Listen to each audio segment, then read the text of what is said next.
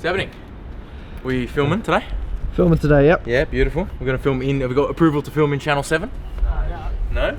Film the range. I'm not sitting in the middle, you're sitting in the middle. I Want It Yesterday, the love child of 3 Australian creatives who didn't want to spend the rest of their lives grabbing coffees. Today we see the events leading up to and following the FIFA Men's World Cup in Qatar and the Women's World Cup in Australia. We're going to meet a client, big broadcaster, Red, between channels 6 and 8. Channel 7? That's the one. A story told by I Want It Yesterday co-founder Claudio Fabiano. Come behind the curtains for every unforgettable moment, every piece of storytelling and every facet of world-class production. This is the story of I Want It Yesterday at the world stage. This is This Time Yesterday. It was important for a lot of reasons. It was important for the business because it was our first real step into free-to-air television as well, mainstream media. You know, the Men's World Cup was with SBS, the channel that we grew up idolising, consuming football from.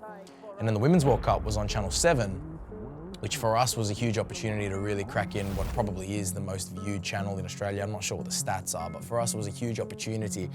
And very different, we approached it very differently, right? Because SBS is the home of football traditionally. They know a lot about football. We don't have to go there and I guess, teach them how to story-tell football. They're the ones that shaped us.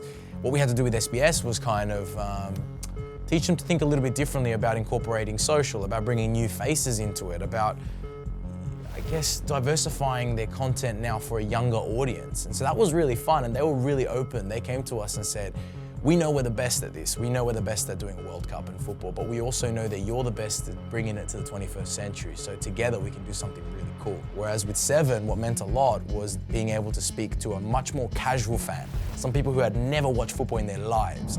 And we were entrusted with this show daily to be like, okay, how do I get the average Joe, the average person who's never watched our sport to find that little bit of interest in this game?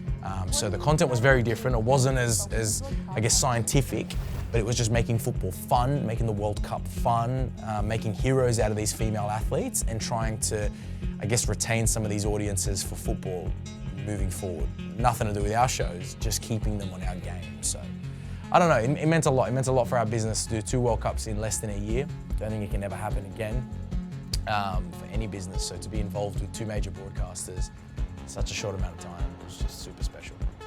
The vision for these shows were, you know, we grew up during major tournaments watching football, watching all sports, and that daily show becomes so important. Yes, the live coverage is key, but we remember those shows. I think SBS was great because it felt as though we had an opportunity to revive the world game in its own way. It was only a small slot every day, but it was an opportunity for us to bring some of the most well-known faces in Australian football with some of the new faces in Australian football and combine them on the same program. And it meant a lot to us to do that. It meant a lot to me as the EP to do that.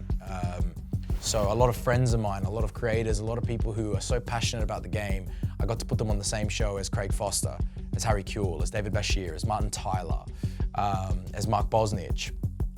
The names go on, Alex Tobin, they all rolled in and out of our studio, our humble small studio that we had only built a month before. So that really meant the world, and to beam that out on that broadcast every day was huge.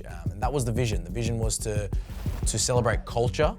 I think when you're dealing with a World Cup, especially a daily show, you leave the match analysis for the live matches.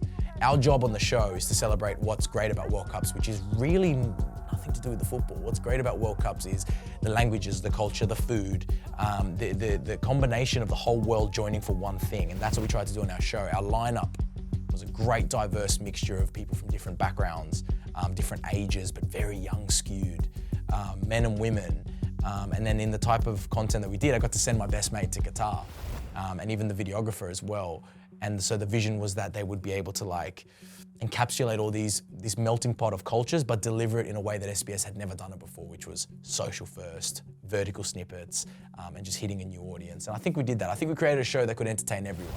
Whereas for 7, the vision was different. For 7, the vision was they don't have every match, and they also don't have a hardcore football audience. So how do we create a small, snackable half-an-hour show which all of Australia can consume?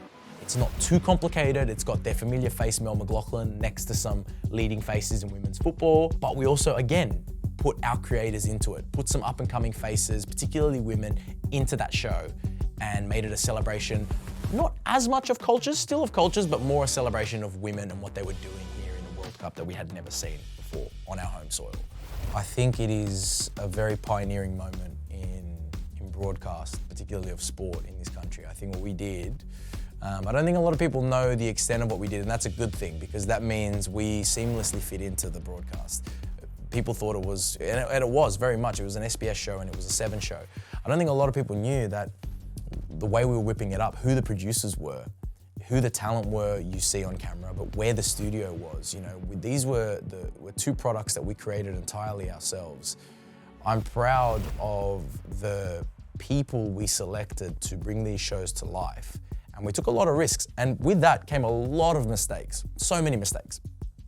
But I'm proud that a lot of these on-screen talent, a lot of these camera people, a lot of the producers, the people that whipped up the graphics, everyone was really youthful, up and coming, in their 20s, had never worked on projects of this intensity and of, I guess, this big.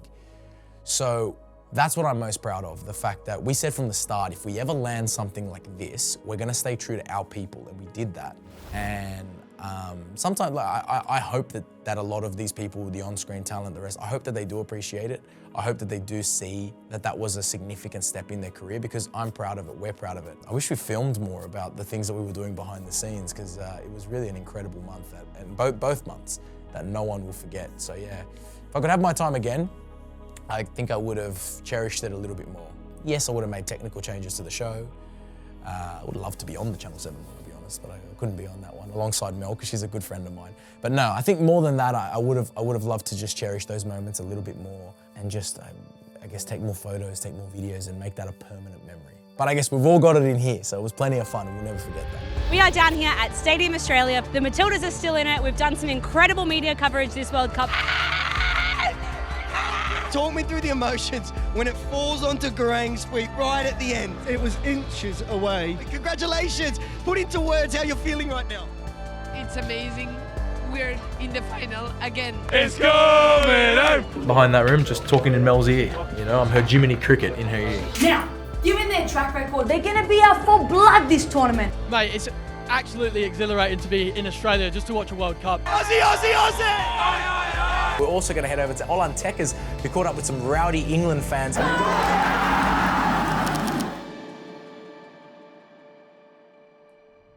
SBS was great because it felt as though we had an opportunity to revive the world game in its own way.